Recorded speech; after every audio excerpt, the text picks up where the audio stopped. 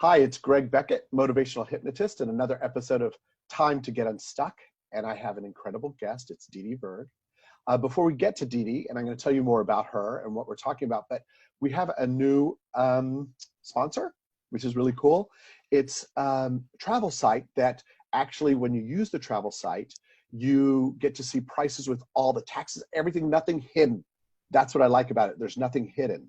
And just by signing up down below, I think some bot or something's going to pop up and you can sign up for signing up to the network, the 24/7 Hypno Live that we're doing here.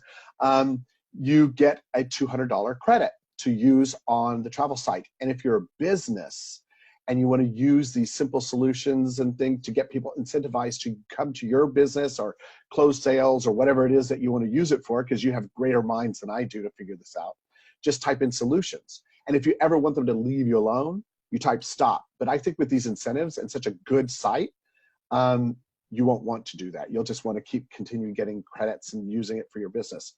So enough about all of that wonderful sponsor. Another episode of Time to Get Unstuck. This show is about moving forward. And I take a word from a journey of moving forward, whether it's myself, my clients that pop up a lot, and discuss it with a wonderful person. So today we have Didi Verg. She is, I know this, she's an emotional intelligence expert. She also is a master at Neuro Linguistics programming. She is a sought after speaker, and she likes to do things, she likes fun and fast, and she has, her show is Brain Hacks 101. Is that correct, Didi? Yes. On this same network. So, Didi, anything else about you want people to know, and then we'll get to the word. I'm also a hypnotist as well. Well, of course you're a hypnotist, because you like to get into that brain stuff. Nice. So the word that I had thought about for Didi, and we're going to talk about, is a word that people tend to take negatively, but it's actually a very positive word: selfish. Okay. Selfish. Let's do it. Let's do it. All right. So you want to know about selfish? Yeah, let's talk about selfish and wherever that leads us. Okay. So here's the thing about selfish. I think if someone is truly only thinking of themselves and not thinking of how it can be a win-win for everybody, or in only thinking of themselves, they're hurting someone else, I think then that is selfish. But the word I'd like to talk more about that is such an important word that it's very underutilized in our society, is called self-care. Because people have such a negative connotation, they think if I do this one thing for myself before my family, then I'm being selfish. But if you do that one thing that makes you so exhausted and so resentful, then you are being selfish, because you're depriving your family of your wonderful spirit or presence when you're just getting burnt out. So I think self-care is one of the most important things that we can engage in, and I notice it a lot. I mean, I tend to specialize in health and weight loss, and of course anxiety goes along with all of that. So those are my three specialties. And I find that when people have no boundaries, or they're not taking care of themselves or letting themselves be last in everything, they're becoming really ill, really burnt out. They're so overstressed that it's causing weight gain or illnesses in themselves. And it's because they think they're selfish if they take care of themselves, even as good as they take care of everybody else. So that's my take on selfish and self-care. Yeah, well, it's interesting because your definition, you took it from selfish to self-care. The definition for me is selfish is taking care of oneself. Right? So it's right in line with what you're saying about self-care. Right. And you made an interesting point about not wanting to do that. It was actually selfish or not caring, really, by doing that thing that you're going to be resentful of and not doing for yourself. That's actually selfish. Isn't that what you just said? Yeah, I did, because you know what? Like, if we reframe it like that, and we can help ourselves, right? Because if you're burning yourself out to the point where you're really crabby to your kids and your husband, and you're not present for them, then that's actually being selfish through not giving yourself self-care. Right, because then you can't give them 100% or whatever percentage you need to give to them. just can't. They don't, So you can't give your best self. yeah, you can't give your best self. So that's actually what being selfish is. Although I don't want to, I don't want to put that on people, but I just, Self-care, we can use the word self-care now that people have the yeah, definition. yeah, yeah, You got,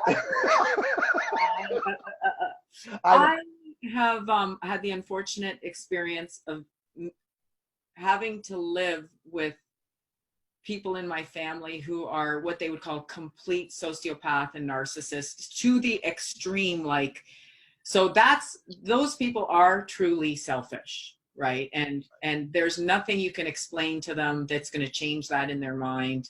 You know, they have no qualms about stealing your money, leaving you with nothing. They think they deserve it. And like, it's just such a, that's selfish. That's selfish, right? But let me share with you what happened to me, because I didn't engage in self-care, because I never want to be those people, by the way, because I had such a great example growing up of such extreme sociopathy and narcissism. I became ill for 10 years. Now, the thing that started it off was a drug that a doctor gave me that suppressed my adrenals. So already just out the gate, by the time I was 28 years old, I had severe adrenal fatigue. But because I have two values in the world, number one is, listen, I think if everybody helps one another, it's a better world, right? So I made sure I was always there for anybody, anytime they asked, at the cost of myself. So that's the number one thing that contributed to the 10 years of illness. Number two was, to be really truthfully honest, I didn't want people to not like me. So a lot of it was motivated from, ooh, they won't like me if I say no to them. Right. So, I mean, I would literally, like, you know, have an infection or something. And like, I remember one friend said, oh my God, Didi, they told me at this particular school that I have to have my classroom painted by tomorrow. And I would drop everything. I was severely exhausted, not well.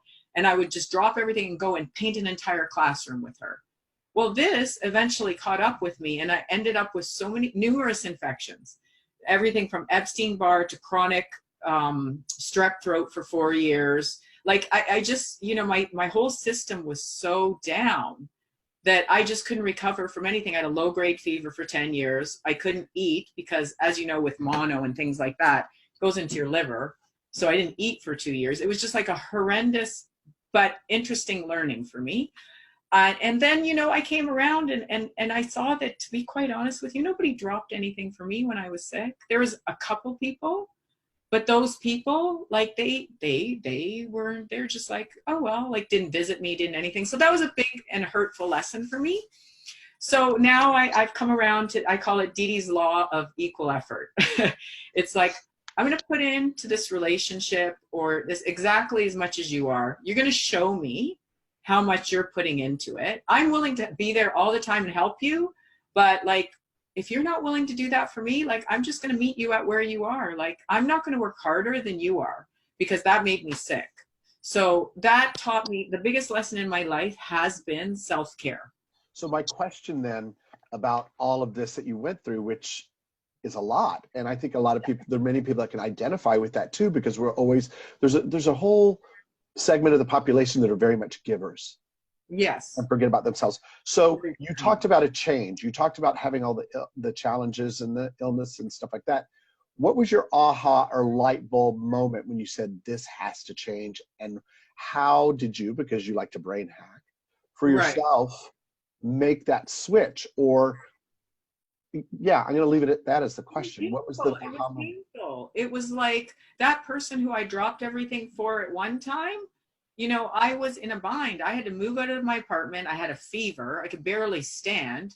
And they showed up 2 hours late, and they're like, oh, well, I had to put my makeup on it. And can you just help her get that box? And I'm like, oh my God. Yeah, I'm sure there's a few words, choice words for that. Yeah. And can you not see how sick I am? So that really, really hurt. And I just, you know, no judgment. It's like, to be honest with you, I taught them how to be that way. I would always give and expect nothing in return. And like, I like to test people a little bit. I hate to say it, but you know what? Like, yeah, you know what? Like, nowadays, I don't want to waste time investing my wonderful life energy in anybody if I know that they're just only going to take, and when I need something, they're just going to say, oh, like, you know, can you get that box for her? Like it was so hurtful. Yeah. So what I'll do is I'll just do even something simple, like you're on a date, or maybe you're at the person's house and you say, oh, would you mind getting me a glass of water? You just want to see their reaction about, like, are you going to meet me halfway? Do you care enough about me to get the glass of water? Really, right? When you talk about a willingness. Yeah, you gotta see. And I think it's important to surround yourself with people who are going to care about you as much as you care about them. And also say no. If it's taking care of, you know, their self-care, that everybody has their self-care and boundaries. Wouldn't you agree with that? Well, you know, in your interview, we talked a lot about taking responsibility. Right. And one of my big things was I thought I had to solve everybody's problem. And I didn't let them take responsibility for their own behavior. I was always trying to fix it for them. Well, I was doing them a real disservice by not doing that, by always enabling them. Right. So now I've learned to say, no, you know, you've done this 3 times now. I mean, I can't help you anymore because you're just going to keep doing it. So, like, just understand, like, there's a lot of parents out there who want to do everything for their kids. Oh, yeah. Go ahead, pet peeve. You know what? Like, if you have to bribe a college to take your kid in, maybe your child shouldn't be going to college because they didn't work to get there. So, like, you really need to think about, are you disabling your children when you're doing things like that? When you're not letting them take responsibility for their either mistakes. Right. Or, like, you don't want them to be a victim and have to get rescued by people in life, you know? So you know, it's important. One of the things you like to work with is weight, but anxiety too. And I'm wondering how that, because we're talking about kids and not getting to work that muscle of disappointment, of making mistakes, all of those things teach them how to be stronger, right? But what they call, I guess, helicopter parents or something like that, where they're... Yeah, this one's a sore spot for me, because here's what I see in my practice. The 9, 10, 11-year-old will come in. Now, let me tell you, I did not get to skip school unless I was burning up with a fever and throwing up. So nothing. I mean, you go to school. That's it. Right. So what happens is the kid will have a bad experience at school, come home upset, anxious, whatever, to go back. The parent will be like, oh, that's okay, coddle them, stay at home. And then the next day, oh, you can have another day. And then the kid develops a worse and worse anxiety, because the longer, you know, it's like you fall off the horse, get back on the saddle. The longer and longer that the parent leaves it, and they've actually, this is what they will do to accommodate anxious kids in school now. So instead of just forcing them to do it, and it's different, like, I just want to preface this with, it's different if you're being totally bullied or something. Right, that's a different situation. If it's that, like, it's that severe. But I'm just talking a little incident, you know? So by the parents not sending them back to school and having them just develop the courage and work through it and get over it, schools will actually, like, there's this one kid that the mother has to walk him into school, into a special room in which he sits in, where he can calm down before he gets escorted to class. Like, it's like the ridiculous amount of allowance that is, like, coddling these kids. I'm like, what on earth? You know why we're strong?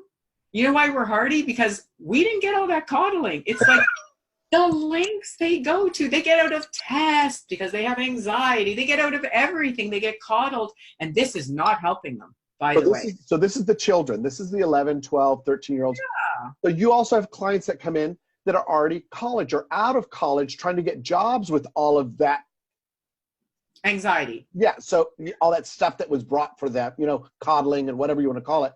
So how do you see them now when they're in their 20s and out of job? Yeah, well, what it is with the people with anxiety is they're always going to look at the worst thing that could happen. They're always what-ifing, okay? So what if I don't get a job? What if my boyfriend leaves me? What if, and they get themselves worked up into this perpetual, like, what if? And the what-ifing will never end, by the way, because you can think of 1,000 worst-case scenarios that can happen to you at any given time. So you and I have talked about this. We are trying to be certain in an uncertain world. Right. So I just tell them, look, you're never going to be certain in an uncertain world. But what I try and cultivate within that person is, number one, to stop the what-ifing. Okay. Yeah. And because it's just a downward spiral. And number two, develop a trust in yourself, a trust that no matter what happens, you will get through it. You will handle it. Now, it's not always going to be pleasant, but you will get through it. Look at you. You're old school like me. I'm totally old school. Well, where has new school got us? Like, to be quite frank, like, where has it got us? Yeah. It's like people are afraid of their own shadow now. They're afraid to like call somebody on the phone. They'll text. Then there's a whole nother issue because that text, the person that received it read it in whatever mood or emotion they're in and totally misinterprets what the text was. Because they're so insecure, because they haven't developed their connection muscle with just being with people out in the world. I mean, so you know how it was for us. We didn't have cell phones. We didn't even have internet. God, we didn't even have answering machines at one point. People will find that so miraculous. Like we actually, when someone said, okay, I'm going to call you at 9 o'clock, you literally, because that was it. You had to show up for the appointment, right? Right. Right. So Absolutely. nowadays, like, so here's what I observe out in the world, because I'm a big observer of human nature. So I was having a big backyard party and some people were bringing their kids. So there was a bunch of kids who had already gotten acquainted with one another because they were there earlier. They're running around playing whatever. New kid comes along, feels awkward. What's he do? He totally, like, because he felt awkward. Now, if he didn't have this, he would have been forced to say, hey, hello, and be running around like everybody else. But or clung to their parents, and the parents would say, go play with the other kids. We're here to have a drink. Exactly. So all of this, like, it's just making us more of an anxious society. Yeah, that's good. You have a show, Brain Hacks 101. Do you want to talk about that for a minute and tell us about it? I do. You know what? Because I'm a fan of fast. That's why I became a hypnotist, because I like to make those changes really quickly if I can. There are some processes that are really fast. Like, for example, what I do with the power of disgust and weight loss. Like, literally, I could have a half an hour session with you, and I do extend them to an hour because I like to add lots of positive hypnotic suggestions in. Right. But literally, you would not ever want to touch that food that you're addicted to again. It will just shift your mind. It will spin your brain on its on its axis to a completely different way, where you will just look at that food and go, no, never touching it again. So before, couldn't have one cookie without eating the whole bag. Now it's just like, don't want it. Do not want it. So change doesn't have to be painful, right? We can do it quickly, and we can do it effectively, and we can do it painlessly, right? Except for the slight nausea you're going to feel when I do that weight loss hack with you, because you know what? You need to feel nausea so that you never touch that thing again. Nice. Power of disgust works every time. So that's what you discuss on your show, is different hacks and things. Is that with other hypnotists? And well, with other hypnotists, I just love talking about what they do in their special way. Like, you've got your special way, which is so simple and so profound. It's a couple set of questions you ask yourself, which just really gives you courage and helps you get unstuck and move forward. And I have my way, because I'm just like this. I don't know. I just love doing, I just got to come up with something new all the time. I just can't. Lots of energy, honey. A lot of great energy going on. I can't stop. I just like whatever's going to like crack that nut in people. I just like doing it. So where can they find you? www.brainhacks101.com. And if they want to come to me one-on-one for hypnosis, it's www.bloom, like as in bloom into your full potential, www.bloomhypnosis.com. But if they want to do, if they're all DIY and I don't have money to come to a hypnotist, buy the product. The product's you have a Brain Hacks product, right? Yeah, I have health hacks, weight loss hacks, and anxiety hacks. Okay. They're all $47 each. You buy 3, you get the whole bundle for $97. So that's when you grab a friend. There's a manual. You can just follow the manual, follow the tutorial videos, and you can do what I do. I can do like a 7-minute hack where you completely bring somebody who's, so afraid to go on stage and talk. You can peel them off the ceiling in 7 minutes and have them roaring like a lion. Cool. So you found out where to find Didi. You can find me on Facebook or hypnosisla.com. You can also start following me on Instagram, Motivational Hypnotist. And is there any final thoughts for you, Didi, for Selfish, which is actually self-care? Yeah, the more you take care of yourself, the better person you're going to be for everyone around you. And that's a win-win situation for everybody. Cool. So thanks so much, everybody, for watching. Please check out Brain Hacks 101 with Didi and another episode when you get a chance of Time to Get Unstuck.